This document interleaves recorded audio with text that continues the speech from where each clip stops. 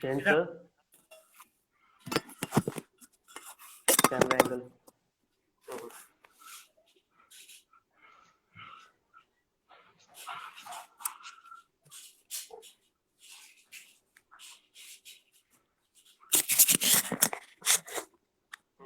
तो ठीक है। अब ठीक है सर, आवाज आ रही है सर मेरी? हाँ, आपकी मेरी आवाज ठीक है? हाँ सर, आपकी वॉइस ठीक है। ओके सर, जय हिंद। सबसे पहले तो जय Hind, happy independence day.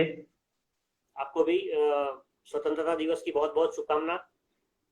Exactly sir, 75th independence, और या हम इसे स्वर्णिम प्रेजेंट। आज ओके सर, स्वर्णिम विजय वर्ष भी मना रहे हैं साथ साथ में। एग्जैक्टली सर, साथ में बिल्कुल सर। तो सर चलिए शुरू करते हैं। सबसे पहले तो sir welcome to Indian Navy lever presents the sea warrior tale, audio partner boAt India. और बाकी लोगों को बता दूं सर के बारे में, so he is the one of the decorated petty officer of Indian Navy. He was decorated with Operation Vijay, Star Medal, Operation Parakram, and he is the author of Kargil युद्ध, जो कि Gujarati version में है। And recently sir की book launch हुई है, Balakot air strike, how India went Pulwama, जो कल ही लॉन्च हुई है, जो आपको गरुणा प्रकाशन की वेबसाइट पर मिल जाएगी। बहुत अच्छी किताब लिखी है सर ने, तो प्लीज उसको जाकर एक बार विजिट करें और खरीदें, और अपनी रिव्यू सर के साथ शेयर करें। And sir is also an expert in the field of nuclear, biological and chemical warfare. And इसके अलावा sir martyr families, widows and उनके परिवार के लिए रीसेटलमेंट और रिहेबिलिटेशन का कार्य भी करते हैं, जो कि बहुत ही उम्दा काम कर रहे हैं सर आप। बहुत ही अच्छा काम, और बहुत बहुत धन्यवाद सर हमारे साथ जुड़ने के लिए। Thank you so much for joining sir. It is a pleasure.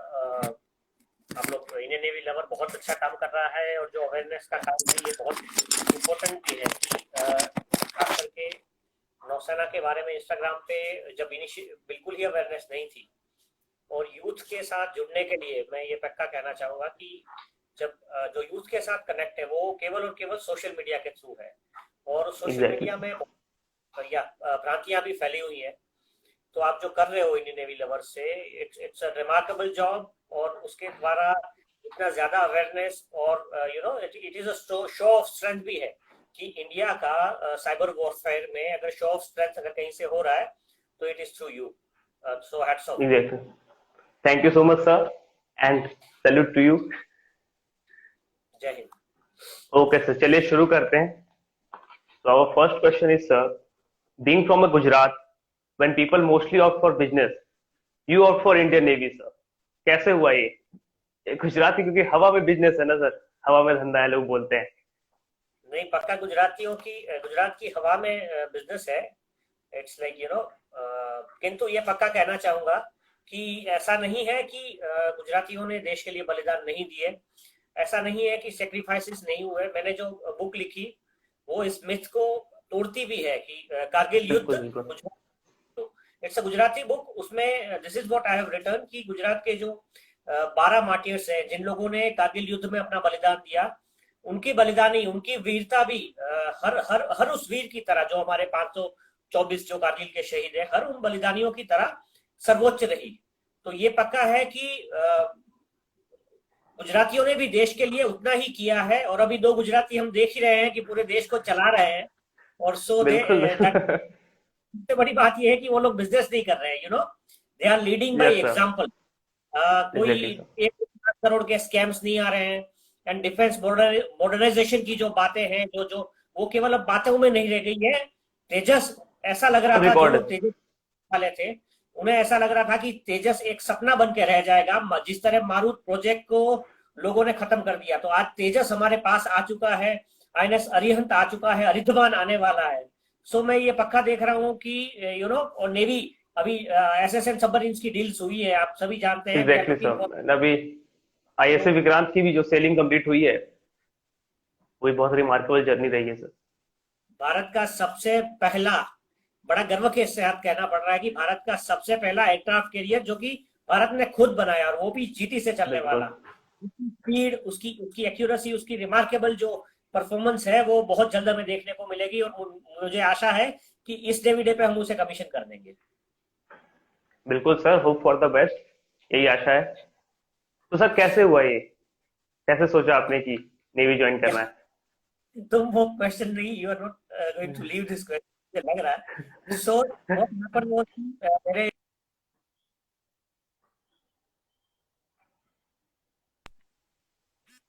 Gandhi ji के बहुत बड़े सपोर्टर होते थे, और उन्होंने पूरी जिंदगी ना चरखा काटा है। उन्होंने अपना खुद का, मेरे दादी जी का और उनका खुद के कपड़े वो खुद की काती हुई के ही पहनते थे, धागे के ही पहनते थे।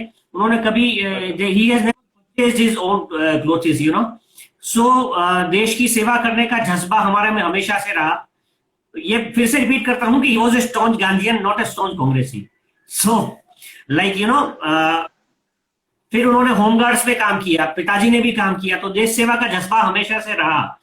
किंतु बात ऐसी चली कि नौसेना की जब बात जो आप करते हैं, तो मैं जब छोटा था तो मैं पढ़ने का मुझे बहुत शौक था। जो एक्चुअली कहते हैं ना कि आप जितना इनपुट लेते हो उतना ही आउटपुट आता है, तो लिखने का जो शौक है वो वहीं से आया है कि मैं बहुत पढ़ता था बचपन में। सो जूल्स वर्न, आपने सुना होगा नाम, उसकी जो जितनी नॉवेल्स है मैंने सारी पढ़ डाली, और उसमें भी 20,000 लीग्स अंडर द सी और कैप्टन नीमो, उनकी कहानी मुझे बहुत फैसिनेट करती थी। सो 5 days in a balloon, 7 days in a balloon, ये 20,000 लीग्स अंडर द सी, ये सब कहानियां मुझे इतनी ज्यादा मोटिवेट करती थी कि मैं सोचता था कि मैं भी कभी कैप्टन नीमो के सबमरीन में सेल करूंगा, नॉटिलस में सेल करूंगा। तो वो सपना देखते हुए यू नो, वन डे एक फॉर्म आया जिसको कि मैंने पिताजी को नहीं बताया और उनकी साइन करके भेज दिया, and this is how the journey started, you know. फिर हम बालसुरा पे गए, बालसुरा से हमारा रिक्रूटमेंट हुआ, वो उसके एग्जाम्स वगैरह हुए। There was a lot of competition during our time also, ऐसा नहीं है कि अभी कंपटीशन है, किंतु somehow we you know, as a Gujarati आप फिजिकल टेस्ट वगैरह पास करने के लिए काफी मुश्किल हो जाती है, but somehow I qualified it, and as they say that the rest is history, you know. मुझे ऐसा लगता है कि शायद मेरा जो कैरेक्टर डेवलप हुआ, जो देश के प्रति समर्पण की जो भावना आई, या परिवार के प्रति जो समर्पण की, दोस्तों के प्रति जो समर्पण की भावना आई मुझ में, मैं ये कहता हूं कि कई जो भी गुण है, जो दुर्गुण है वो तो मेरे हैं, किंतु मुझ में जो गुण है वो केवल और केवल मुझे या तो मेरे माता पिता के, मेरे पुरखों के संस्कार से मिले हैं, और दूसरा जो कैरेक्टर है मेरा वो केवल और केवल नौसेना से आया है, फौज से आया है। वो जो कैरेक्टर बना के देती है आपको। आज मेरी सुबह हमारे एक सीनियर ऑफिसर से मुलाकात हुई, उन्होंने मुझे यही कहा कि आप ना, फौजी आदमी ना जब कोई चीज को कहता है तो वो करके रहता है। मैंने जैसे इस बुक की हमने जो बात कर रहे हैं जी, हम जो अपने बुक की बात कर रहे हैं कि Balakot air strike, how India avenged Pulwama, तो मैंने अपने आप से ये वादा किया था कि मेरे जो पुलवामा के जो शहीद भाई है उनको एक सच्ची श्रद्धांजलि मुझे देनी है। मैं बहुत डिबेट में गया, और उन डिबेट्स के दौरान मुझे लगातार दिल में ये चीज कोसती रही कि इनके जाने का जो अफसोस है, क्योंकि लड़के नहीं गए, उन्हें गद्दारी से पीठ पीछे एक आत्मघाती हमला करके मारा गया। तो वो दुख कसक, उसको दूर करने के लिए ये पुस्तक मैंने लिखी है जी।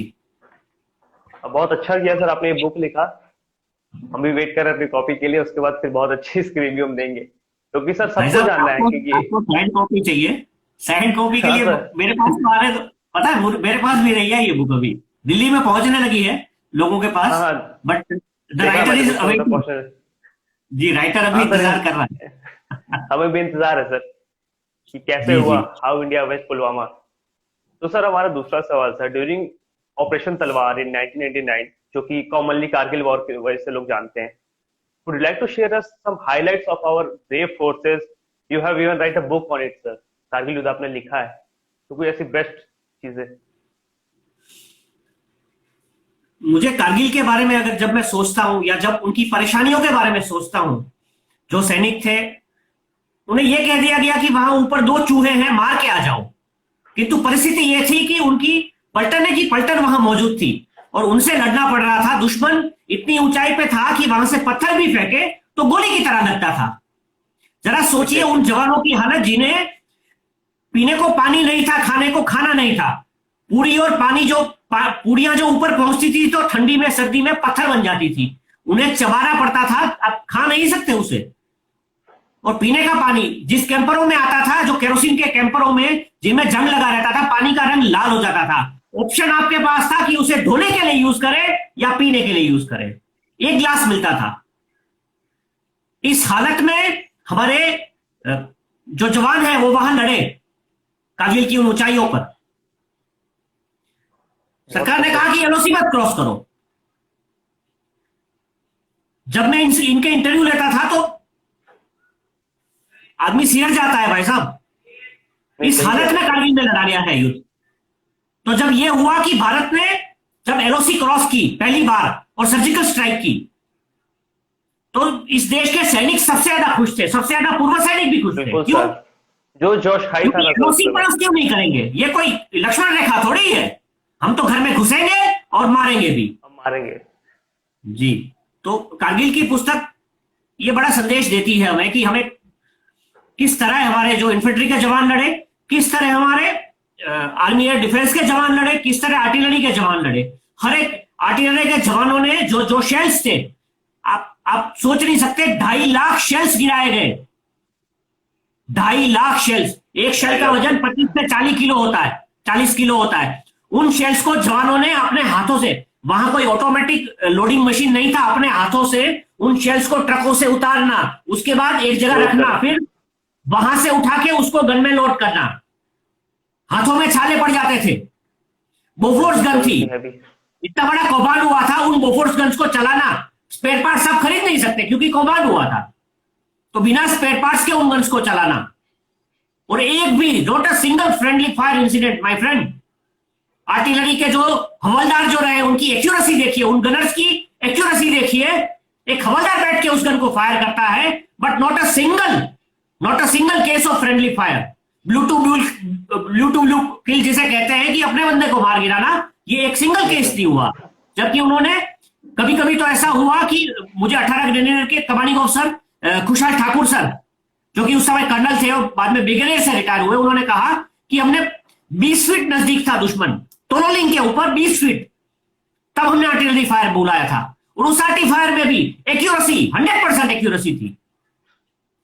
ये कहा जाता है कि बोफोर्स, जी बोफोर्स के बारे में ऐसा कहा,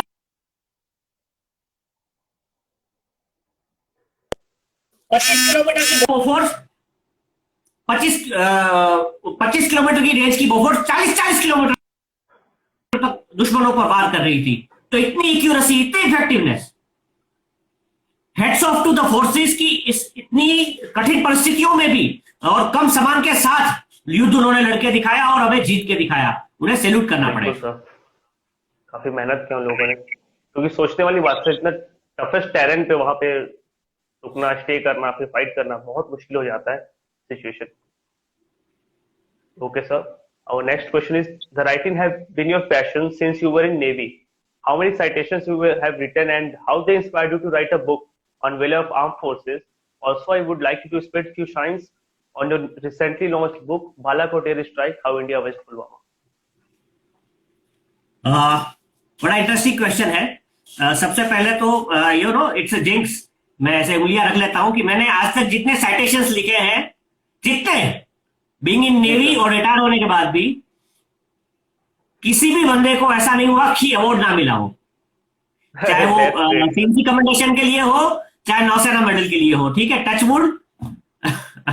तो ईश्वर का उतना कृपा रहा है कि जब भी कोई साइटेशन लिखा, it was a successful one. और बुक के ऊपर आता हूं कि क्या होता है कि आपके अंदर ना, जब तक कोई बर्निंग डिजायर ना हो कुछ करने का, कुछ कर सके, ऐसा पॉसिबल नहीं होता है। सो एक ऐसे ही बर्निंग डिजायर ने कि आप कारगिल में थे और कारगिल के बारे में कुछ लिखिए। मेरे एडिटर ने एक दिन कहा, मैं बड़ा टेंशन में आ गया कि लोग कहते हैं कि भैया ये तो नेवी वाला है। कई लोग ये भी सोच रहे होंगे कि ये नेवी वाला ने कारगिल में क्या किया होगा, है ना। वो एक अलग एपिसोड है कि नेवीज रोल इन कारगिल, वो एक अलग एपिसोड है। उसके लिए अलग से एक दिन पक्का करेंगे, लाइव करेंगे आपके साथ, बिकॉज इंडियन नेवी लवर है तो नेवी का रोल तो पक्का बात करेंगे हम। बिल्कुल ये पक्का है, ये वो भी करेंगे चर्चा अभी थोड़ा सा। तो हुआ यूं कि मैं अचानक प्रेशर में आ गया कि एडिटर साहब बोल रहे हैं आपको लिखना पड़ेगा। I was writing for a frontline, Saurashtra का सबसे पुराना न्यूज़पेपर फुलछाप जिसकी स्थापना महात्मा गांधी जी ने की थी। तो we had an we had हमें अपने आप को सच्चा भी ये साबित करना था कि नहीं, गुजरात में भी वो फोर्स के जवान हैं जो कि कारगिल के लिए लड़े हैं। काफी सारी चीजें मेरे मन में चल रही थी, किंतु मैं लोगों को ढूंढता गया, आर्मी वालों को ढूंढता गया। मैंने नौसेना के जो मेरे साथी थे उनको फोन किए, और ऐसे 1-2 महीने तक रिसर्च चला, इनिशियल रिसर्च। कई लोगों ने मना भी किया कि सर हम नहीं बता पाएंगे। तो ऐसे करते हुए कहता ना कि लोग मिलते गए, कारवा बनता गया। मेरा पहला इंटरव्यू आर्टिलरी के जवान थे, हवलदार साहब लालजी पटेल उनका था, और आर्टिलरी कैसे काम करती है वो मुझे उस दिन सीखने को मिला। एक नेवी के पेटी अफसर के लिए आर्टिलरी का फंक्शंस जानना और वो किस तरह काम करते हैं वो उस दिन पहले जानने को मिला। उसके बाद अलग अलग लोगों से मिलना हुआ, शहीदों के परिवारों से मिलना हुआ, और शहीदों के परिवारों को यह नहीं पता था कि उनका लड़का किस तरह लड़के शहीद हुआ है, किस तरह खुली छाती पे गोली खाई है, वो किसी को नहीं पता था। तो हमने वो रिसर्च किया कि लोगों को यह पता चले, उनके साथियों को ढूंढा जो कि रिटायर हो चुके थे, और उनसे पता किया कि वो लड़के किस तरह, गुजरात के वो 12 शहीद किस तरह लड़के शहीद हुए थे। बस यही एक कोशिश की, और ये पहली पुस्तक जो है कारगिल वाली हमने लिखी। उसके पश्चात बालाकोट के बारे में तो मैं बता ही रहा हूं कि बहुत सारी चीजें हैं। कई लोग ये सोचते होंगे कि इतना सारा न्यूज में छपा है, काफी सारी दुश्मनों ने भी काफी सारा इसको पॉलिटिसाइज करने की कोशिश की। आतंकवादी को एक भोला भाला कश्मीरी युवा बता दिया गया। हाँ बिल्कुल। सो ऐसा रहता ना कि एक प्रॉपर प्रोपेगेंडा का वॉर चलता है, तो ऐसे में सत्य को सामने लाना एक सत्यान्वेषी फौजी का इट वाज माय ड्यूटी, कर्तव्य बन जाता है। दूसरा बड़ा इंटरेस्टिंग बात है, मैं बताता हूं आपको कि जब मैंने रिसर्च शुरू की, तो शुरू में तो things were going nowhere, but बाद में ऐसा हुआ कि जब मैंने इनके इंटरव्यूज लिए रिलेटिव्स के वगैरह के, जो लोग उसमें शहीद हो गए थे 40 हमारे जवान, उनके रिलेटिव्स के, तो मुझे कुछ ऐसे लास्ट फोन कॉल्स मिले जिनके रिकॉर्डिंग एक्सीडेंटली उनके फोन में हो गए थे। कुछ ऐसे लास्ट वीडियो मैसेजेस मिले जो कि probably moments before the explosion shoot किए गए थे और व्हाट्सएप पे भेजे गए थे एक जवान के द्वारा अपनी पत्नी को। ऐसी काफी सारी चीजें मिली। तो मुझे यह समझ में आया कि जब हम सोचते हैं कि 40 के 40 लोग शहीद हो गए, अब क्या पीछे बचा होगा? एक बड़े फुटबॉल के गेंद जैसा बस बन के रह गया है, लोगों के बॉडी पार्ट्स भी नहीं बचे, इतनी ज्यादा जघन्य हत्याएं होंगी, तो क्या पीछे बचा होगा? तो क्या स्टोरी होगी उनकी? बट ऐसा नहीं है। In the sense of time, समय की जो रेत है उसमें हर इंसान जो गया है उसने अपना मार्क छोड़ा था। हर वो जवान, हर वो पुलवामा का बलिदानी, उसने अपनी छाप छोड़ी थी। उन छापों को ढूंढते हुए मैं वहां तक पहुंचा। मुझे आज ये पता है, हमारी पुस्तक वो बताती है कि उस बस में कौन कौन सी सीट पे बैठा था। आप इमेजिन कीजिए, मेरी पुस्तक से it is the only authentic account जो कि बताएगी कि पुलवामा का कौन सा जवान किस सीट पे बैठा था। वो पुस्तक आपको ये निर्णय लेने पे भी मजबूर करेगी, पढ़ने वाले को भी, कि वो नासिर अहमद बनना चाहता है जिसने पुलवामा में शहीद होने वाला वो पहला जवान, मैं आज रिवील कर रहा हूं आपके इंस्टाग्राम लाइव पे, पुलवामा ब्लास्ट में जिसने सबसे पहला जो जवान शहीद हुआ, उस सीट में, कंडक्टर वाली जो सीट है उसमें बैठा हुआ बस का कमांडर नासिर अहमद। देश के युवाओं को यह तय करना है कि वो नासिर अहमद बनना चाहते हैं, हवलदार नासिर अहमद बनना चाहते हैं, सीआरपीएफ के हवलदार नासिर अहमद, या आदिल अहमद डार, वो गद्दार आतंकी जिसने हमारे जवानों को मारा, वो बनना चाहते हैं। Choice is yours. बिल्कुल। मैं किसी बात की बात नहीं कर रहा हूं, धर्म विशेष की बात नहीं कर रहा हूं, मैं केवल 2 नाम ले रहा हूं।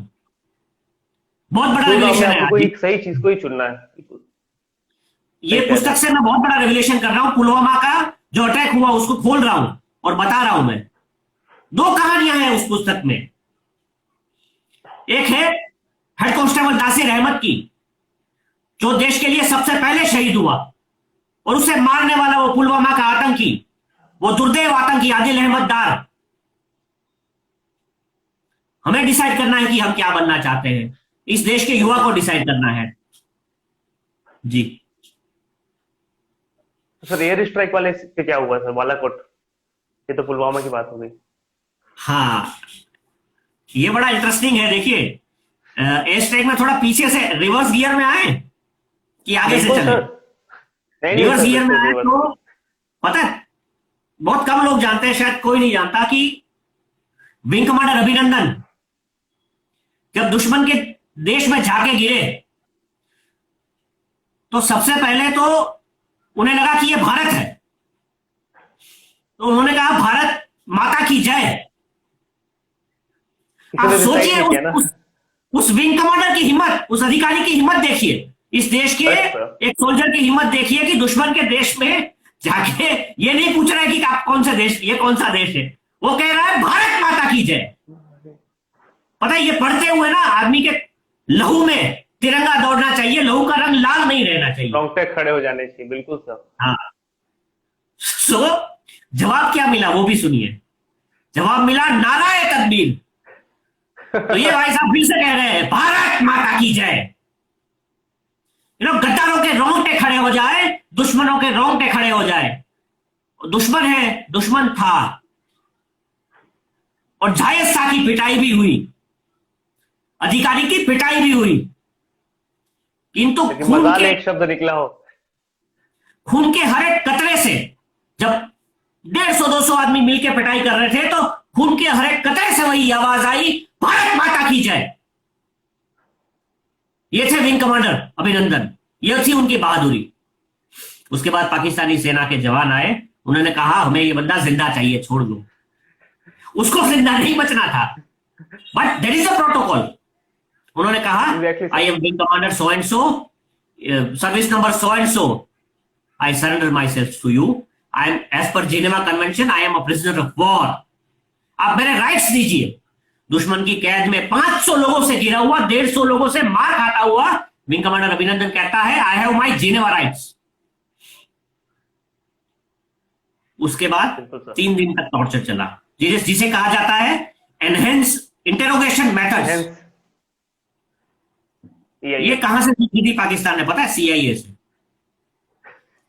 कुछ इसे सीआईए यूज करता था। हाँ, वो अल मगरीब और ये कौन कौन सी इनकी प्रिजन्स हैं जहां से ये टेररिस्ट को अगेंस्ट यूज करता था, तो यूज करते थे सीआईए वाले जी।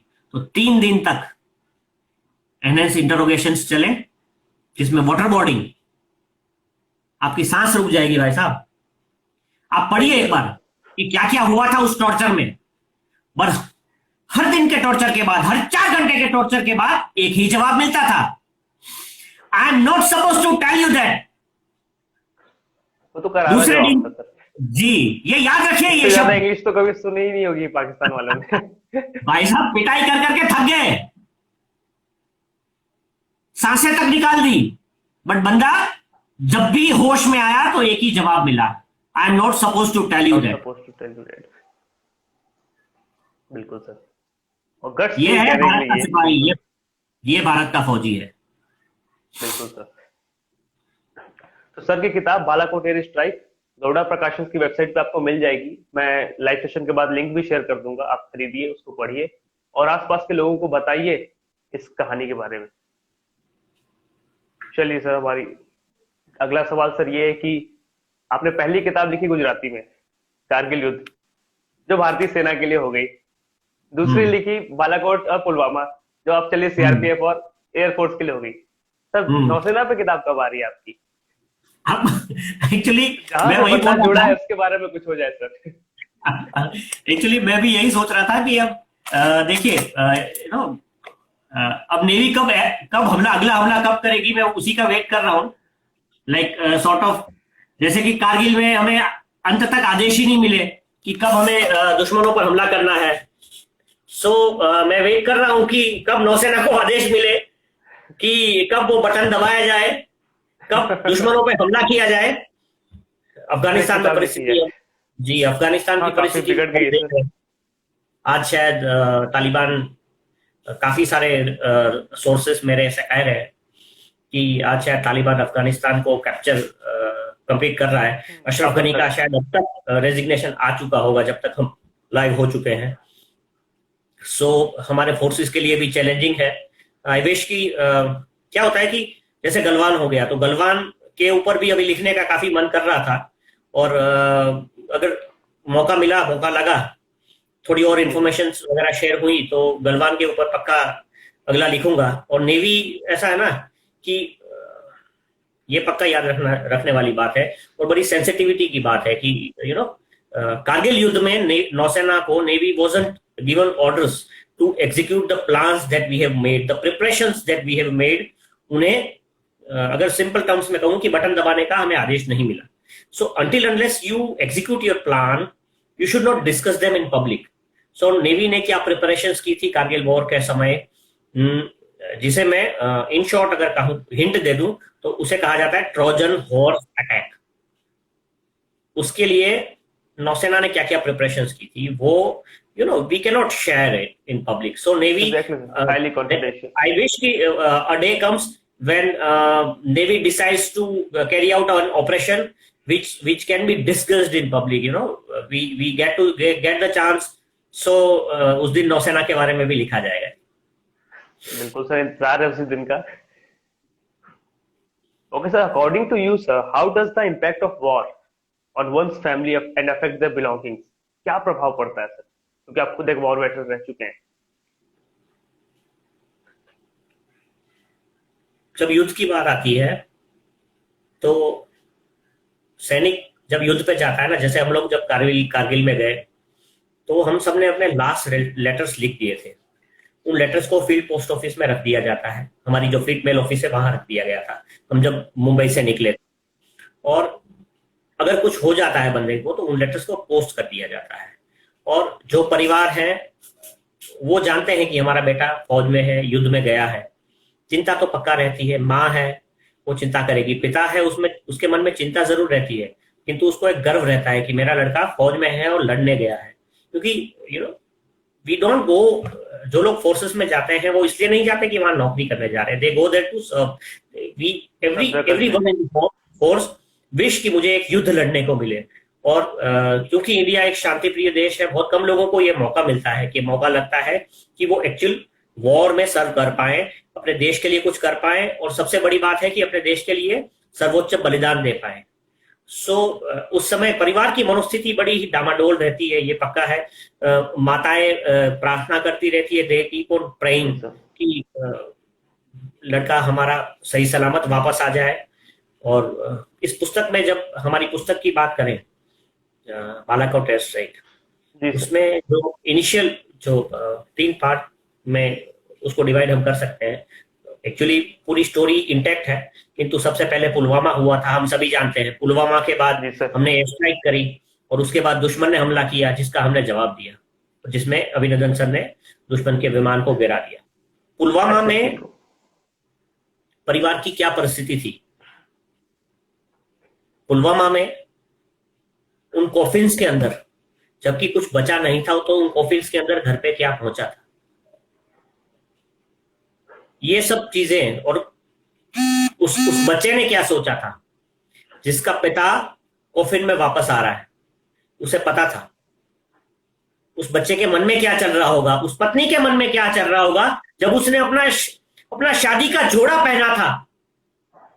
ये हमने लिखा है उसमें। उस माँ के मन में क्या चल रहा होगा जिसे पता है कि कुछ घंटे बाद मेरे बेटे की अर्थी आने वाली है, मेरा बेटा एक कॉफिन में पैक होके आने वाला है। ये हमने लिखा है। कई लोग इस चीज को लिखने से उतर जाते हैं, लोग लिखना नहीं चाहते कि शहीदों के साथ क्या हुआ, उस आतंकी हमले में क्या हुआ। बहुत सारे लोगों ने पुस्तकें लिखी होंगी, लोग लिखते हैं, बट ऐसा लिखते हैं कि हम आपको इनसाइड स्टोरी बताएंगे बालाकोट की। हम ये कहते हैं कि हम आपको सबसे पहले पुलवामा के बारे में बताएंगे, उनके शहीदों और उनके परिवारों के बारे में बताएंगे, क्या गुजरी उनके साथ। उसके बाद हम आपको बताएंगे कि वो आतंकी कितना दुर्दैव था, तब जाके बालाकोट की बात होगी। पहले पुलवामा की बात होगी, फिर बालाकोट की बात होगी, ये पक्का है। जी sir. Okay sir. Sir, you have served on board frigates and corvettes like INS Udaygiri. How did these ships played an important role to the Indian Navy that time? क्योंकि उदयगिरी तो सर मैं जब जानकारी में आया नौसेना के, तब तक तो उदयगिरी जा चुका था, तो जी। जानकारी वो हम न देख पाए ना विजिट कर पाए, सर आपके थ्रू जानना चाहेंगे। जब तक हम जहाजों में जुड़े तो उदयगिरी जो है वो ईस्टर्न फ्लीट का फ्रंटलाइन शिप होता था, और बोट पुलिंग का मुर्गा जो है वो हम लोग जीत के लाते थे।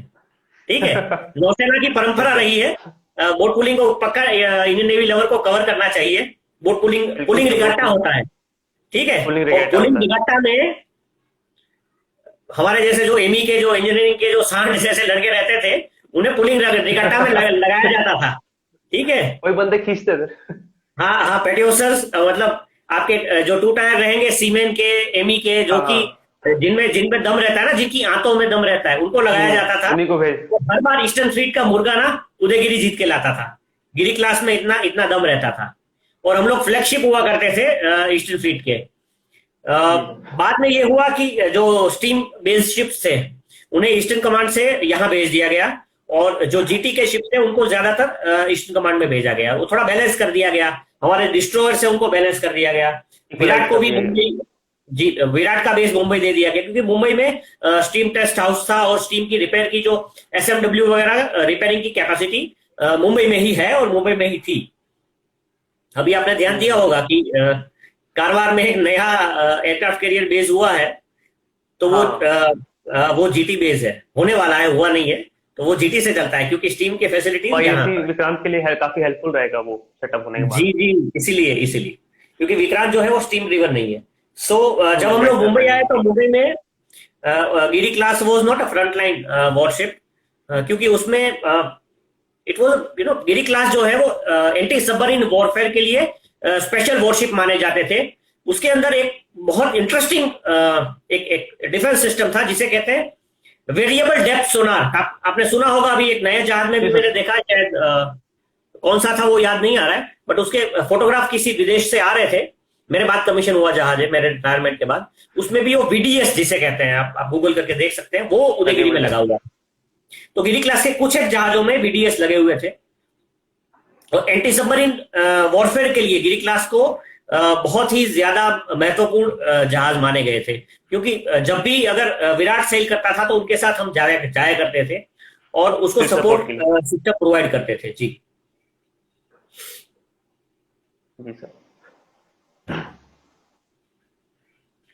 जैसा कि सर आपने एक वीडियो में कहा भी था हमारे एलाइड फोर्सेस मार्कोस के लिए कि जहां पे हमारी मेंटल और फिजिकल स्ट्रेंथ खत्म हो जाती है, वहां से उनकी शुरू होती है।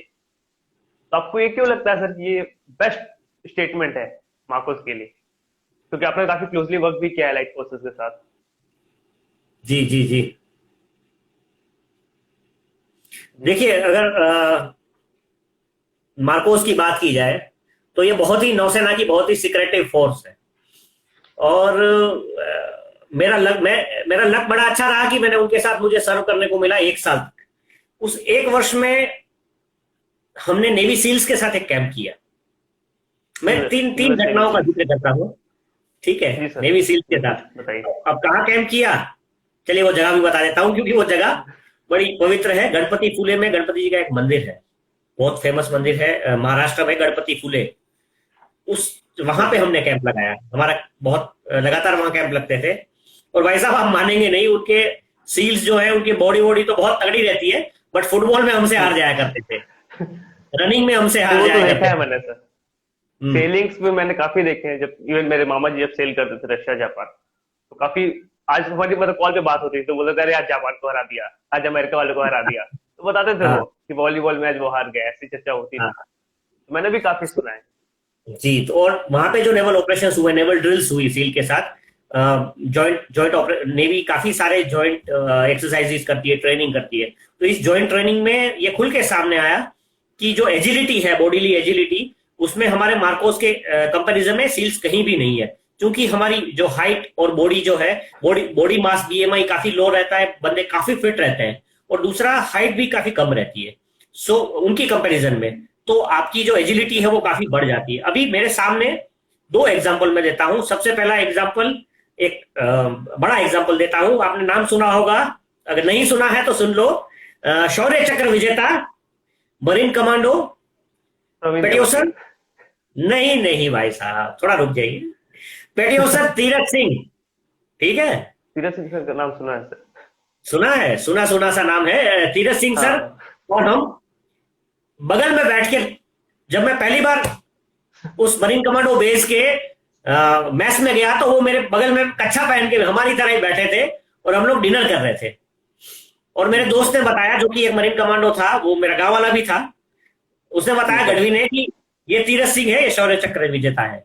मैं दंग रह गया कि एक शौर्य चक्र विजेता के पास इतना गौरवपूर्ण क्षण है, उनके पास बैठा हूं और मैं बैठ के ब्रेड और दाल खा रहा हूं नेवी की। सो तीरथ सिंह सर की कहानी ऐसी है कि उनका जो प्रहार है, प्रहार समझते हैं? कितने लोग जानते हैं प्रहार क्या होता है? प्रहार प्रहार होता है टैक्स, हिंदी में नहीं, तो वही होता है। हाँ भाई साहब, इंडियन नेवी लवर हो, नोट करके रख लो। आर्मी में जिसे स्पोर कहते हैं, हाँ हाँ, वो स्पोर, वाला प्रहार। उसे मार्कोस की लैंग्वेज में प्रहार कहा जाता है। तो इनका एक प्रहार पेट्रोलिंग पे था। तो प्रहार जब पेट्रोलिंग करता है तो 4 बंदे आगे रहते हैं, 3 बंदे पीछे रहते हैं, थोड़ा तितर बितर होके गंदरबाल में पेट्रोलिंग हो रही थी और धुंध काफी ज्यादा थी। सुबह 3 बजे से पेट्रोलिंग चल रहा था, इस धुंध में, अंधेरे में कुछ नहीं मिला। 2-3 घंटे 4 घंटे तक ये सब चलता रहा। सुबह का अर्ली मॉर्निंग का टाइम था, हल्का हल्का दिन निकलने लगा था। जी सर। धुंध अभी पूरी नहीं छटी थी और अचानक, जैसे वो कहता है ना कि अचानक मेरे सामने आ गया एक शेर, तो वैसे ही अचानक हमारे शेर तीरथ सिंह के सामने अकेले थे। सॉरी, उनके पास MP5 गन थी। मार्कोस की बहुत फेमस गन है ये MP5, काफी यूज होती है, कॉमन स्पेशल फोर्सेस को ही मिलती है ये गन, हमें नहीं कभी यूज करने को मिली। सो अचानक उनके सामने आ गए 4 आतंकी। जी सर। और इतना नजदीक की आप समझ लो 5 फीट की दूरी पे भी नहीं है, 4 से 5 फीट की दूरी पे। और धुंध जैसे अचानक 2 सेकंड के लिए धुंध छटी और उन दोनों ने, मतलब उन्होंने और इन्होंने अपने एक दूसरे को देखा। तीरथ सिंह थोड़ा आगे थे, स्क्वाड लीडर थे, इसलिए बाकी लड़के पीछे थे। ये उस टाइम लीडिंग सीनियर थे। भाई साहब, इन्होंने फायर खोल दिया और उधर ही वहीं 3 आतंकी मार गिराए। एक बंदे ने अपने बर्स्ट फायर से 3 आतंकी मार गया, चौथा घायल हो गया, जिसको पकड़ लिया गया।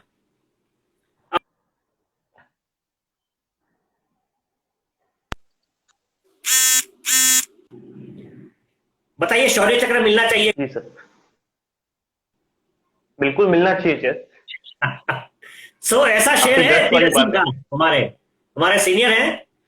सीखे शौर्य चक्र विजेता केवल एक ही आदमी नहीं है, इंडियन नेवी में बहुत सारे हैं। काफी है सर, बड़े बड़े 30 मार खा रखे हैं फौज में, जिन्होंने आतंकियों को काफी धूल चटाई है, दुश्मनों के सामने अड़िग रहे हैं और चटाते रहेंगे।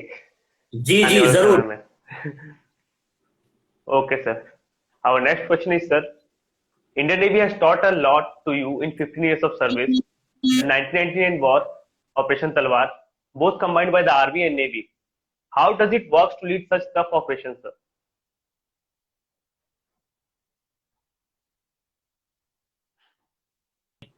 जी सर, मैं रिपीट कर देता हूँ। Indian Navy has taught a lot to you in 15 years of service. The 1999 war, like Operation Talwar, both combined by the Army and Navy. How does it work to lead such tough operations in the war times? आपने सुना होगा कि एक होता है ना कि जिसे कहा जाता है फॉग ऑफ वॉर। मैंने उस समय सर्व किया है और न केवल उस समय में, काफी सारी मुश्किल परिस्थितियों में सर्व किया है। सुनामी के टाइम में भी मैंने सर्व किया है। कारगिल के समय में I was on board Udaygiri, ship decommission हो चुका है, so there is no secret. युद्ध में ना there are no rules, you know. आप हम ये कहें कि हम इस प्लान से जाएंगे, हम इस तरह की चीजों को एग्जीक्यूट करेंगे, काफी सारी प्लानिंग होती है। कहा जाता है कि the more you sweat in peace the less you bleed in war. So मैं तीनों फोर्सेस की बात करता हूं। आर्मी, नेवी और एयरफोर्स में, आर्मी और नेवी पे पहले चलिए फोकस कर देते हैं इस बार। नेवी में ये रहा कि जिन जिन शिप्स ने, जहाजों ने अपने वर्कअप अच्छे किए थे, जो क्रू बहुत ज्यादा रगड़ा खाए हुए थे, दे were ready, they were prepared. और पक्का लीडरशिप जो है, एग्जेम्पलरी लीडरशिप पक्का एक बड़ा रोल प्ले करती है डिसीजन लेने में और ना लेने में भी। एक बार तो ऐसा भी हुआ कि हमारा ही एक मिसाइल बोट थी जिसके आसपास पाकिस्तान का जो है एक हेलीकॉप्टर मंडराता रहा। There was an urge to shoot, anti aircraft gun ready थी, लोडेड थी, और मन कर रहा था कि यार उड़ा देते हैं, युद्ध तो चल ही रहा है। किंतु सीओ साहब ने रिस्ट्रेन बना के रखा, वो ट्रिगर हैप्पी नहीं हुए और दुश्मन के ऊपर फायर नहीं किया। सो डिसीजन लेना भी बड़ा जरूरी होता है समय के ऊपर, और ना लेना भी, क्योंकि मिलिट्री जो है it is an extension of our political will. अगर पॉलिटिकल आदेश नहीं आया है आपको फायर करने का, तो ये कोई फिश मार्केट नहीं है कि जब जो मर्जी किया वो कर लिया और ये बटन दबा दिया। बहुत बड़ी रिस्पॉन्सिबिलिटी होती है लीडरशिप के ऊपर। और दूसरा कि समंदर जो है वो जब लंबी हमारी 2 सबमरीन्स थी जो कि पाकिस्तान के काफी नजदीक उस समय ऑपरेशन तलवार के समय अंडर वाटर थी, जिन्हें की आदेश अंत में नहीं मिले और वो वापस जरूर आए, बट उनका जो डेपुटेशन था वो 15 दिन का था इनिशियली, और इट लास्टेड फॉर 45 डेज। आप सोचिए पानी के अंदर रहना, आप हवा, क्योंकि आप दुश्मन के एरिया में हो तो आप हवा लेने के लिए भी बड़ी सोच समझ के बाहर आना पड़ेगा। ऐसे में 45 दिन तक उन्होंने 15 दिन के राशन में कैसे चलाया। और समंदर जो है ना, it plays minds on the crew जो रहते हैं उनके माइंड्स पे, सेलर्स के माइंड्स पे, ऑफिसर्स के माइंड्स पे साइकोलॉजिकल इफेक्ट भी डालता है। इतने ज्यादा दिन अंडर वाटर रहना, it is not at all A job. दबाव काफी बन जाता है, बहुत बड़ा रोल बन जाता है कि लीडरशिप किस तरह उनको लीड करता है, किस तरह उन्हें रास्ता दिखाता है कि वो एक अपने आप को मेंटली स्टेबल रख सके और उस ऑपरेशन को पूरा कर सके। और आपके पास लोडेड मिसाइल्स भी हैं, लोडेड टॉर्पेडो भी है, तो ये नहीं चलेगा कि आप एक बंदे का दिमाग खराब हो गया और वो जाके कोई बटन वटन दबा के आ गया। इट्स नॉट तो लीडरशिप बहुत बड़ा रोल प्ले करती है, बिल्कुल डेफिनेटली। अभी अगर मैं आर्मी की बात करूं तो वैसे उसके बारे में आराम से बात करेंगे, leadership lessons from Kargil war, ये एक बहुत बड़ा चैप्टर है। बट बिल्कुल सर, दो राजरीफ का उदाहरण दूंगा। 2 राजरीफ के कमांडिंग ऑफिसर, उन्होंने अपनी पलटन को बहुत रगड़ के रखा। युद्ध होने वाला है या ऐसा कुछ उन्हें पता नहीं था, किंतु उन्होंने बहुत ही ज्यादा उन लोगों ने ट्रेनिंग की और इंटर स्कोर करवाए, ताकि स्कोर के हर एक बंदे को, आर्मी की जो पलटन रहती है, जिसे हम एक रेजिमेंट रहती है, उसका सबसे उसको हम छोटा छोटा डिवाइड करते जाए तो उसमें कंपनीज, देखिए एक रेजिमेंट में कंपनीज होती है, अल्फा, ब्रेवो, चार्ली, डेल्टा और हेडक्वार्टर कंपनी। ठीक है, आर्मी का बताता हूं मैं आपको, थोड़ा छोटा करके टुकड़ों में बांटते हैं थोड़ा। हाँ, तो छोटा यूनिट पे आते हैं, अभी हम प्लाटून पे आते हैं। Alpha, bravo, charlie, delta and हमारी 5 कंपनी हो गई, एक हेडक्वार्टर कंपनी होगी। उसके बाद उसको फिर अगर छोटा डिवाइड किया जाए तो सबसे जो छोटा यूनिट होता है उसे कहा जाता है स्क्वाड, जिसमें 3 से 4 लोग, 5 लोग रहते हैं। उस स्क्वाड को उन्होंने स्ट्रेंथन किया, इंटर स्क्वाड कॉम्पिटिशंस करवाई, inter platoon competitions, inter company competitions नहीं, किंतु इंटर स्क्वाड जी। तो स्क्वाड के हर एक बंदे को अपना रोल पता था कि मुझे क्या करना, बिल्कुल जी। और जब आप युद्ध में जाते हैं तो आपका दिमाग क्लियर होना चाहिए। उस समय आपको ट्रेनिंग नहीं दी जा सकती कि अब तुम्हें क्या करना है। मेरा एलएमजी फायर करने वाला बंदा चूंकि बस दाग रहा था, उसमें से फायर निकल रहा था, उसको दुश्मन ने उड़ा दिया, तो अगला कौन टेक ओवर करेगा? अगला जो टेक ओवर करेगा, क्या उसका निशानी बराबर लगेगा कि नहीं? तो 2 राजरीफ ने, हम सभी जानते हैं, 2 राजरीफ ने भारत देश को तोलोलिंग जीत के दिखाया। वहां से गेम पलटना शुरू हुआ। उसी तोलोलिंग पे 20 दिन तक 18 ग्रेनेडियर फंसे रहे, एक इंच आगे नहीं बढ़ पा रहे थे। 2 राजरीफ ने अपने 35 बंदे गंवाए, 35 बंदे गंवाए भाई साहब। किंतु वो लड़के आगे बढ़ते रहे, अपनी जान गंवाते रहे और देश के लिए तोलोलिंग जीत के दिखाया। वो कमांडिंग ऑफिसर की ट्रेनिंग नहीं थी तो क्या था, वो लीडरशिप नहीं थी तो क्या था। Exemplary leadership. अदम्य जी साहस, एक बिल्कुल गेम चेंजर मोमेंट था सर वो तो। अगर ऐसी ट्रेनिंग नहीं होती तो उस लेवल तक पहुंचना बहुत मुश्किल था। और इसके बारे ओके में सर, कहीं अब लिखा हुआ नहीं मिलेगा मेरी बुक के अलावा, कारगिल की बुक बिल्कुल के सर, मैंने अलावा। अभी सुना, ये मैंने कहीं पढ़ा भी नहीं था, कहीं सुना भी नहीं था, अभी मैंने आपसे ही सुना। ओके सर, और next question is sir, tell us about any unforgettable incident of your during your 15 years of service in Indian Navy. वैसे मोमेंट्स तो देखा बहुत जाए होंगे। तो जी, वैसे देखा जाए तो मेरे लिए मेरी सर्विस का हर एक मोमेंट, हर एक लम्हा अनफॉरगेटेबल रहा है। आज भी मैं दिन रात जब भी मुझे काम से फ्री होता हूँ या सोचने का समय मिल जाता है, तो मैं अपने दोस्तों के बारे में, अपने शिपमेट्स के बारे में, और सबसे टॉप पे अगर कहूँ तो मैं अपने बैचमेट्स के बारे में सोचता हूँ।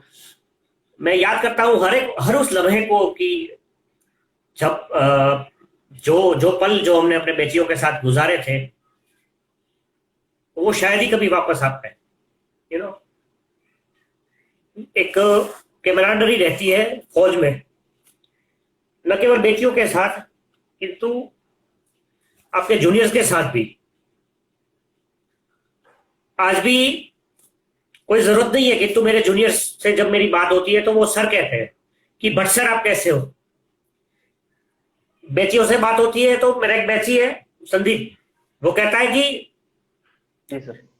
मैं बुक लिख रहा था, मैं थोड़ा टेंशन में था कि यार ये कैसे कंप्लीट करूंगा, 1.5 साल हो चुका था। बोला बेची तू टेंशन नहीं लेने का, तू पढ़ाई पे ध्यान दे, ठीक है। तो this is how it happens. आपके मामा जी को, उनकी फोटो जब देखता हूं तो मुझे यही लगता है कि हम कभी नहीं सोचते, हम जब सर्विस करते हैं, जब हमारी सर्विस इवन खत्म भी हो जाती है, किंतु आप एक फौजी के शरीर के ऊपर से उसकी यूनिफॉर्म जरूर निकाल सकते हो, किंतु उस फौजी के दिल से, उसकी चमड़ी से लगे उसकी फौज को नहीं निकाल सकते। नहीं निकाल सकते सर, आजीवन नहीं निकलता वो हर एक लम्हा मेरे लिए इंपॉर्टेंट था, तो न केवल मेरे लिए, हर एक सैनिक के लिए जिसने यूनिफॉर्म पहना है, हर उस परिवार के लिए, वो बच्चे जो वहां बड़े हुए, उन सभी के लिए। क्योंकि हमसे बड़े सेक्रीफाइसेस जो है वो हमारे परिवार करते हैं, क्योंकि हम जाते हैं अपना ड्यूटी बजा रहे हैं, बट पीछे वो राह देखने वाले, नेवी नगर के उस शेयरिंग क्वार्टर की खिड़की पे बैठ के हमारा वेट करने वाले कि फ्लीट आज वापस आएगा। जब फ्लीट सेलिंग जाता है ना 1-1 महीने के लिए, आज वापस आएगा, कल वापस आएगा। जहाज गया हुआ 3 महीने के लिए, 6 महीने का डिप्लोमेंट, एमबीडी गया हुआ है, एंटी पायरेसी ऑपरेशंस चल रहे हैं, बोर्डिंग पार्टी में बंदा गया है, तो वो वापस आए, सलामत वापस आ जाए वो फौजी, उसका इंतजार हर एक वो परिवार करता है। बड़ी मुश्किलें रहती है, फौज का जीवन आसान नहीं है, ना उनके परिवारों का जीवन आसान है, किंतु उन मुश्किलों में जो मजा है, जो स्माइल्स है। आप, मेरा एक फोटो मैंने अभी डाला था मेरे बैचमेट्स, जो कि जब हम LMEQ में शिवाजी में गए थे तब का। हाँ देखा था मैंने। अब देखेंगे किसी भी एक भी बंदे के चेहरे पे शिकन नहीं है, सब चमक रहे थे सर। जी।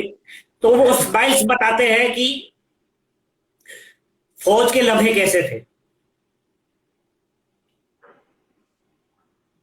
जी, बहुत अच्छी बात है सर, क्योंकि और आपने बहुत अच्छी बात कही कि आदमी चला जाता है लेकिन फौज नहीं जाती, और फौज उसके अंदर आजीवन रहती है, उसकी फैमिली में, उनकी चीजों में। जैसे बातें हुई ना, पुलवामा की बात हुई कि 40 जवान शहीद हुए। मैं बताता हूँ सर, मैंने पहले भी आपसे कहा था कि तो पहले हम सुनते थे कि हाँ कोई शहीद हो गया तो मन में हल्का सा दुख, लेकिन जब हमारे घर में ऐसा हुआ, जब हमने सामने देखी कैसे गार्ड ऑफ ऑनर देते हैं, फ्लैग फोल्ड करके घर में हाथों में देना, वो सब मोमेंट ऐसा नहीं होता है सर, हम सह नहीं पाते, आंखें भर आती है। लेकिन अब हम रिलेट कर पाते हैं कि हाँ उस परिवार पे क्या बीत रही होगी। जैसे अभी रिसेंटली फिल्म लॉन्च हुई शेरशाह सर अमेजन प्राइम पे, कैप्टन विक्रम बत्रा साहब के ऊपर, तो काफी लोग मुझे बोले कि काफी अच्छी फिल्म थी, लास्ट में आंसू भरा है। मैंने बोला कि आप अभी देख रहे हो तो आपने आंसू भरा है, 24 साल पहले सोचो उस परिवार पे क्या बीती होगी। That's the reality. जब मैंने ये बुक लिखी तो काफी सारी चीजों में मैं क्लियर नहीं था। पता है मैंने लास्ट चैप्टर कौन सा लिखा? मैंने लास्ट चैप्टर लिखा, उस चैप्टर का नाम था द लास्ट पोस्ट। जी सर। मैं चाहता हूं कि आपने लास्ट पोस्ट सुना होगा ना, जब फ्लैग हैंड ओवर किया जाता है उससे पहले लास्ट पोस्ट बजाया जाता है। जब अंतिम क्रिया होती है ना, एक जवान की, एक फौजी की, एक लास्ट। अधिकारी की, उस समय लास्ट पोस्ट एक लोन ब्यूगलर रहता है। लास्ट पैराग्राफ है उसका, पुस्तक का, जी सर। कि द लोन ब्यूगलर, अकेला ब्यूगलर भी अकेला खड़ा रहता है, उसके भी आंखों में आंसू है कि मेरा साथी चला गया है, बट वो ब्यूगल बजाता है, लास्ट पोस्ट बिल्कुल सर। बजता है। फ्लैग को कॉफिन के ऊपर से निकाल के उनके परिवार के हाथ में दिया जाता है। अंतिम संस्कार, बच्चे छोटे हैं, धोती में आया है बच्चा, उसे पता नहीं वो क्या करता है, किंतु वो अंतिम संस्कार करता है।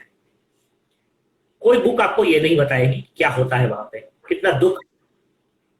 बहुत आसानी वो छड़। दुख मैं चाहता हूं कि आप पहले पुलवामा पढ़ें, तभी आप बालाकोट का जो गर्व है उसको महसूस कर पाएंगे।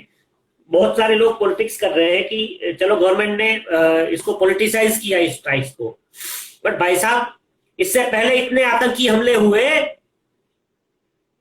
कहां थे आप लोग? क्यों वो नरेंद्र मोदी को लास्ट पोस्ट सुनाई दिया, इसलिए उसने वो हमला करवाया, दुश्मन को घर में घुस के मारा। ये लास्ट पोस्ट अगर आपको सुनाई देता तो आप भी मारते। आप भी मारते, बिल्कुल सर, और आप आगे बढ़कर आवाज उठाते वो इस लोगों चीजों को पे, नहीं सुनाई ना दिया कि भाई साहब। राजनीति करते। हाँ, ये शहीदों के परिवारों को ही वो फ्लैग हाथ में आता है और उन्हें ही वो लास्ट पोस्ट जिंदगी भर वो शहनाई उनके कान में गूंजती है। जैसे आपने सर चर्चा की लास्ट पोस्ट की, तो मैं बताना चाहूंगा, जब मामा जी की कॉफी आई तो जो नेवल जूनियर्स आए हुए थे, उनके पेटी ऑफिसर रैंक के आए हुए थे, उनको गार्ड ऑफ ऑनर देना उन्हीं ने सिखाया था सर। पता है कितनी दुख वाली बात थी, वो बोल रहे थे कि जिस साहब को मैंने सीखा था, आशीष साहब को मैं गार्ड ऑफ ऑनर देने आया हूँ। उनकी आंखों में आंसू थे सर, जो अफसर आए हुए थे उस टाइम। वो चीजें हम भूल नहीं सकते सर आजीवन। और अभी क्या है सर, जब से ये सब घटनाएं घटने लगी है, तो कोई भी आजकल उठ जाता है, कैमरा खोल लिया और डिफेंस एक्सपर्ट बन जाता है, उस बात की तह तक पहुंचना चाहता ही नहीं। ये पक्का है कि आप शहीद परिवार हैं, मैं आपका दर्द शेयर जरूर कर सकता हूँ, आपके दर्द में दुखी जरूर हो सकता हूँ, किंतु जो गहराई है आपके दर्द की गहराई में उतरने का शायद जज्बा किसी और देश में किसी और आदमी के पास नहीं है। शहीद परिवार का दर्द तो केवल जिसके घर में कोई शहीद हुआ है वही समझ सकता है। आपको सैल्यूट है कि आपने अपने परिवार से अपने परिवार के एक सदस्य को इस देश को दे दिया है। और ये देश, मैं विनती करता हूं कि हम इन बलिदानों को याद रखें, भूल ना जाएं, ये आसान नहीं होता। बहुत ही अच्छी बात मैं शेयर करना चाहूंगा सर। आज दोपहर में मैं ऐसी शाम की प्रिपरेशन चल रही थी, सुबह तो काफी इवेंट्स थे, फ्लैग होस्टिंग वगैरह में गया हुआ था। तो मेरे मामा जी जब 2005 में उनकी कॉल लेटर आ चुका था नेवी की, तो फर्स्ट ईयर में एडमिशन लिया था उन्होंने। यहाँ पे मेरे होम टाउन में एक कॉलेज है, राजीव गांधी विश्वविद्यालय, वहां के असिस्टेंट नेवी एनसीसी ऑफिसर का मेरे पास मैसेज आया था कि वो चाह रहे थे कि मात्र 3 महीने ही पढ़े हैं वो, लेकिन आप उनका फोटो हमें दे दीजिए, हम हॉल ऑफ फेम में लगाना चाहेंगे। तो काफी अच्छा लगा मुझे सर सुन के कि चलो लोग पहचान रहे हैं कि हमारा रियल हीरो कौन। मुझे काफी अच्छा लगा, चलो आज इंडिपेंडेंस डे के अवसर पे लोग पूछ रहे हैं। तो मैंने बोला बिल्कुल सर, मैं भिजवाता हूँ। और हमारे लिए गर्व की बात है सर, आने वाली पीढ़ी जब वहां से पढ़कर निकलेगी और देखेगी तो एक इंस्पिरेशन मिलेगा उनको, हमें भी अच्छा लगेगा। क्योंकि लोगों को अमर करना सब हमारी जिम्मेदारी है ना सर, वो अपना काम करके चले गए, हमें जिंदा रखना है उन्हें। कर चले हम फिदा जानो तन साथियों, तुम्हारे हवाले वतन साथियों। तो वतन वो हमारे हवाले करके गए हैं, जो हम जो लोग पीछे छूट गए हैं, जो लोग अभी जिंदा हैं। हम फौज से, सबसे बड़ा दुख ये होता है कि हम फौज से जिंदा आ गए और हमारे जूनियर शहीद हो गए, तब बड़ा दुख होता है। तो उनके पीछे समाज जितना कर सकता है, हम जितना कर सकते हैं उतना हमें करना चाहिए। हमारी अंतरात्मा वरना दर्द देगी। रात को आप सोओगे कैसे अगर उनके लिए कुछ नहीं किया, तो उनके परिवार के लिए अगर कुछ नहीं किया। इसलिए बिल्कुल मैं जो हमें देख रहे हैं उनसे चर्चा करना चाहूंगा या आग्रह करना चाहूंगा कि जब भी आपको मौका मिले, आप केंद्रीय सैनिक बोर्ड का मदद करें। आसपास आपको कहीं आपके मोहल्ले में कोई, आपके सिटीज में कोई रह रहा है, वॉर वेटरन की फैमिली है या मार्टर शहीद परिवार है, तो उनकी आप मदद करिए, क्योंकि हम जैसों की जरूरत है उन्हें सर। हम नहीं करेंगे तो कौन करेगा? जी जी, सही बात। ये बात बड़ी ध्यान देने योग्य है। मैं सभी युवाओं से भी अपील करूंगा कि देखिए, हमारे जो लोग जो नहीं रहे, जिन्होंने देश के लिए अपनी जान दे दी, अगर हम उनके लिए कुछ नहीं कर पाए तो फिर हमारे जीवन का कोई अर्थ ही नहीं रह जाता। सोशल मीडिया से थोड़ा आगे बढ़े, थोड़ा सा समाज के लिए करना बड़ा जरूरी है। ये ना सोचे हमें क्या मिला है, हम ये सोचे किया क्या है अर्पण, देश के लिए, समाज के लिए जितना कर सकते हैं। जैसे अपना भाई कर रहा है, इंडियन नेवी लवर जिस तरह से मेहनत कर रहा है, लोगों के लिए इतना कुछ कर रहा है, जबकि खुद एक शहीद परिवार से है, फिर भी देश सेवा में लगा हुआ है। तो हमारे बगल में रहने वाले किसी बुजुर्ग की मदद करना, किसी नहीं जिसको नहीं दिख रहा है उसको रास्ता क्रॉस करवा देना। बिल्कुल। में इंडिया में ना ये थोड़ा एक थैंक्स गिविंग डे का भी वो नहीं है। आपने देखा होगा यूएस में थैंक्स गिविंग डे करके दिन मनाया जाता है, जिस दिन वेटरन्स का, शहीद परिवारों का, वो लोग फॉलन हीरोज कहते हैं, उनके परिवारों का आभार व्यक्त किया जाता है कि आपने अपना खून दिया है इस देश को, हम आपका आभार व्यक्त करते हैं।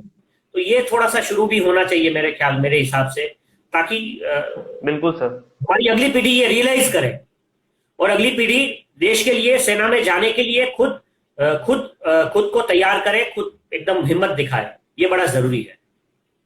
बिल्कुल सर, सही कह रहे हैं आप, क्योंकि हमें पहचानना बहुत जरूरी है कि हम हमारे असली हीरो कौन है और फेक हीरोज कौन। पक्का पक्का। That's all sir. Okay sir, हमारा अगला सवाल, as now technology have increased a lot and almost everybody has mobile phone, but that was a time when letter was the only means to contact your family. How was the letter system during your service time sir? क्योंकि जहां तक मुझे याद है 2007 तक जब मामा जी मेरे join किए 25th में, देन फर्स्ट पोस्टिंग थी उनकी एनएस राजपूत, तब तक उनकी चिट्ठी आती थी sir Rajput fleet mail office से, मुझे आज भी याद है। उसके बाद तो फिर फोन हो गया सबके पास।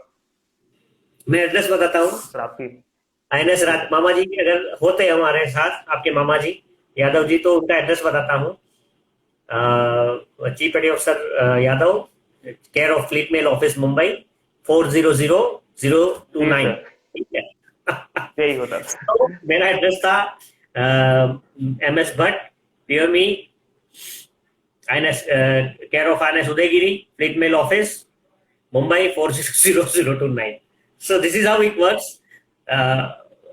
आज सुबह मॉर्निंग वॉक करने गया मैं, और मेरे साथ मेरे एक सीनियर हैं लांस दफेदार अमरशी भाई हालपरा, हम दोनों मॉर्निंग वॉक के लिए रोज जाते हैं।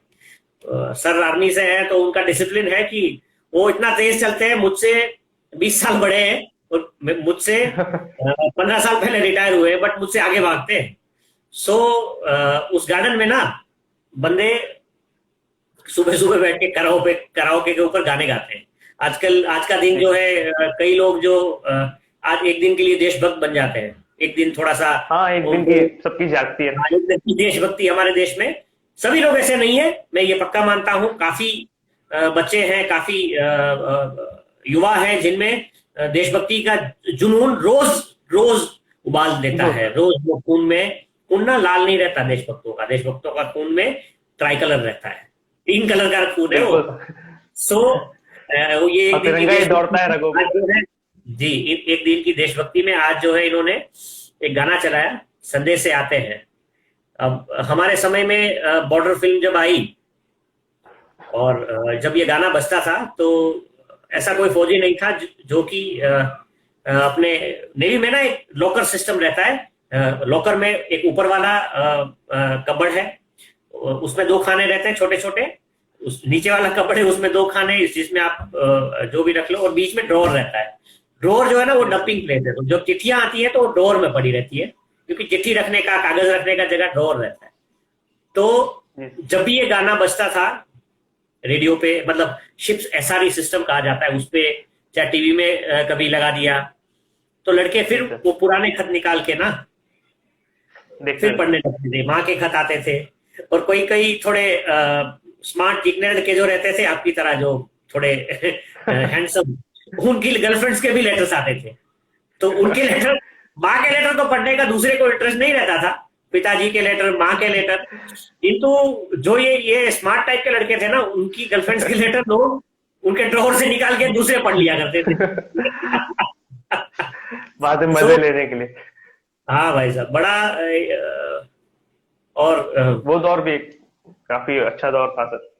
और हमारे जैसे जो थोड़े काफी लड़के ऐसे भी थे जिन्हें एक ही लड़का है, माँ पापा से बहुत लगाव है, तो चिट्ठी निकाल के रात को ना आपको कोने में कहीं बैठा हुआ एक प्रदीप मौर्य कभी दिखाई देगा, कभी मनन भट्ट दिखाई देगा, जो कि कोने में बैठ के, अब 17 साल का बच्चा है, उधर दिन भर रगड़ा लगाते हैं। आप अपने मामा जी जैसे जीआई साहब हमारे गाँव में रगड़ देते हैं, बच्चे की जान ले लेते हैं, तो बच्चा उधर कोने में बैठ के माँ का लेटर पढ़ता है और रोता है।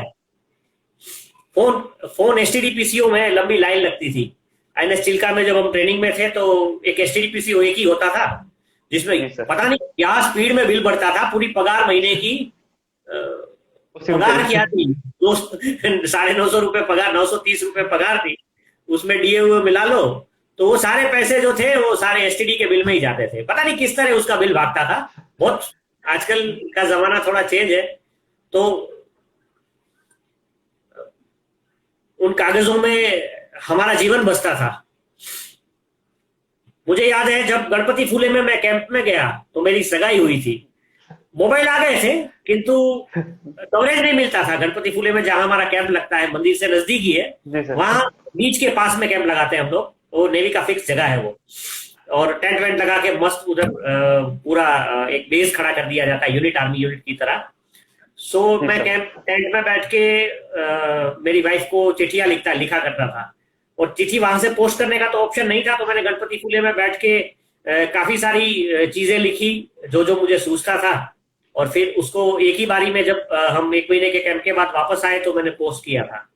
सो ये काफी दिनों तक चला। उसके बाद में फिर कहते हैं ना, मोबाइल आ गए, तो चिट्ठियों के जमाने तो नहीं रहे, किंतु आज भी जब भी सदेशे आते हैं गाना बजता है तो वो दिन हमें तो याद आ जाते हैं। हम जो मेरी जनरेशन के लोग हैं उन्हें वो दिन पक्का याद आ जाते हैं कि बिल्कुल कभी उस ममता की, माँ के आंचल की यादें आती है लोगों को। हर एक चीज हर एक वो लाइन से ना आदमी फील करता है, कनेक्ट करता है कि यार बिल्कुल वो दिन रियलिस्टिक फॉर्म है सर सॉन्ग में,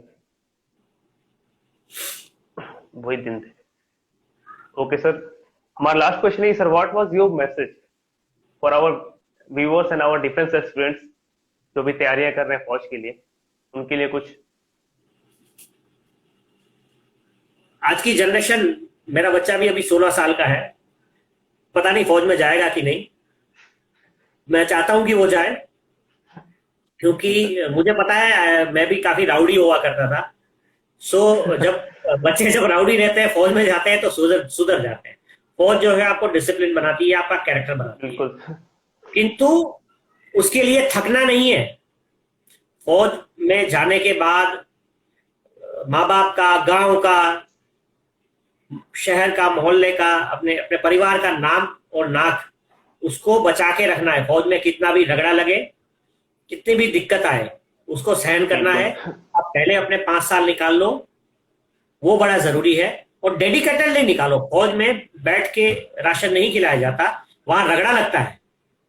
बिल्कुल। और उस घिसाई के बाद हमारा कैरेक्टर उभर के आता है। उस घिसाई से जब पत्थर को जब घिसा जाता है तो उसमें से हीरा निकल के आता है।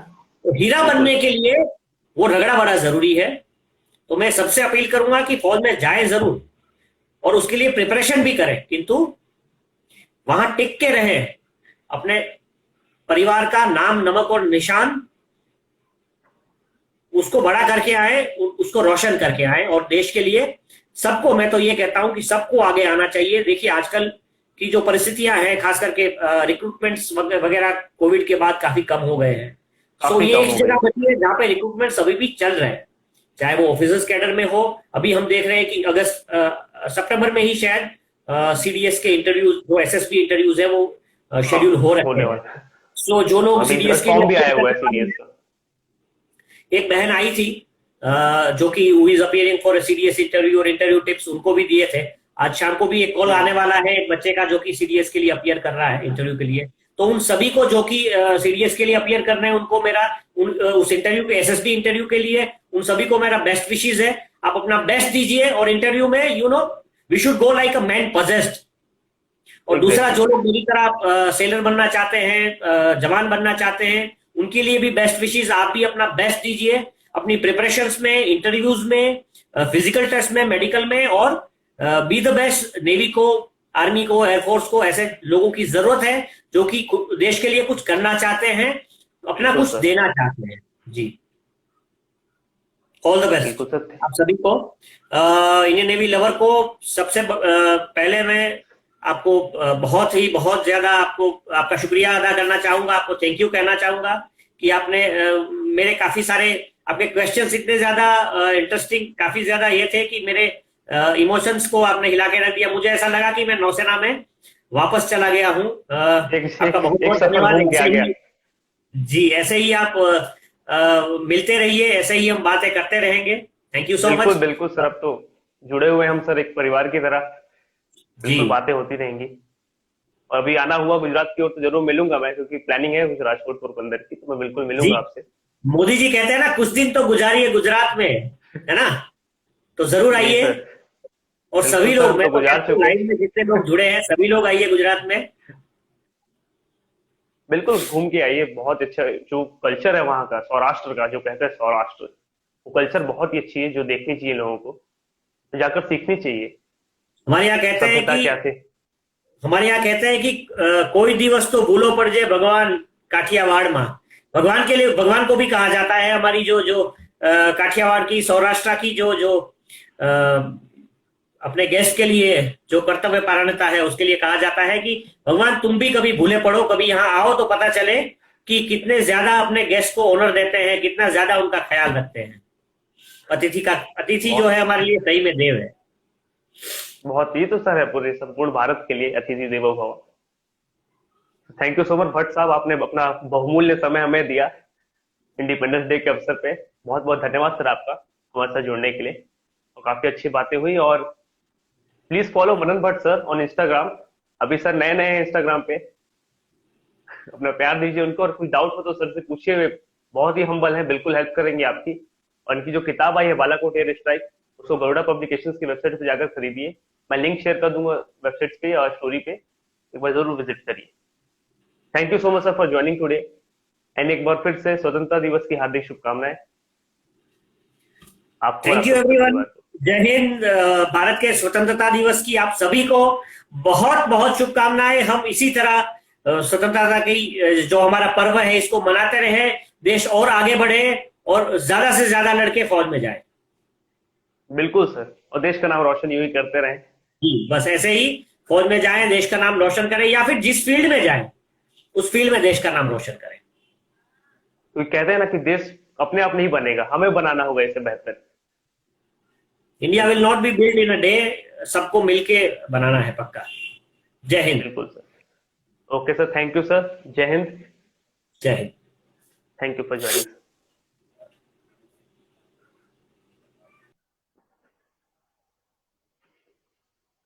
Happy Independence Day all of you, and thank you for joining us today. Jai Hind. Good day.